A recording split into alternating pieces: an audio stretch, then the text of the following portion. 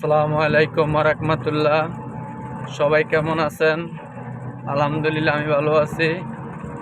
আমাদের আড্ডা জলমের রোডের কাজ চলতেছে প্রায় 6 বছর পর।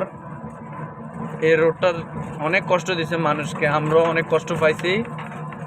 এখন আলহামদুলিল্লাহ রোডের কাজ শুরু হয়েছে। ইনশাল্লাহ আশা করি রোডের কাজ 15-20 দিনের ভিতরে ক্লিয়ার হয়ে যাব। তো আপনাদের কাছে একটাই বলতে চাই যে এই রোডের কাজটা পুরা কাজ হইতেছে না, এটা রিপেয়ারিং বাজেট হয়েছে।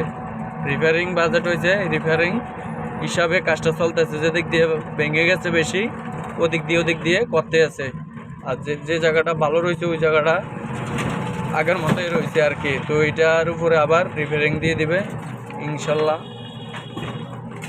কাজটা হয়ে যাবে।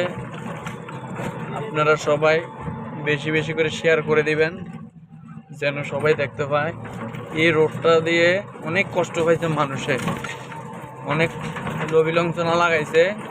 মনে করেন না বাংছে এত বড় বাঙ্গা, মনে করেন না আনাম ফুসকুনির মতো কুয়ার মতো, যে অটো ডেলি 2-3টা উল্টাইছে, মানে কোনো সন্দেহ নাই।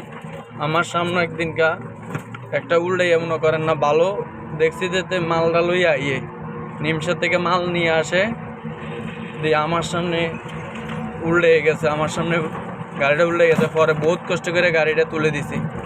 তো আপনারা বেশি করে শেয়ার করে দিবেন যেন সবাই দেখতে পায়, যেন আবার এই রোডে সবাই আসতে পারে।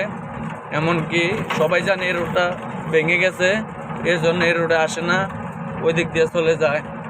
এই ওষিদা শশিয়া দিয়া আর চেঙ্গাচাল দিয়ে চলে যায় বড়রা, দিয়ে দিক দিয়ে আসে না। আপাতত আমাদের বড়রা বাজারের রোডের কাজ চলতেছে, ইনশাল্লাহ ওইটাও হয়ে যাবে। মনে হয় আরও 10-12 দিন লাগবে। এই কারণে এই জায়গার মধ্যে মনে করেন না বাস সহকারে বন্ধ করে দিছে। আপাতত বাসও বন্ধ প্রায় 1 মাস।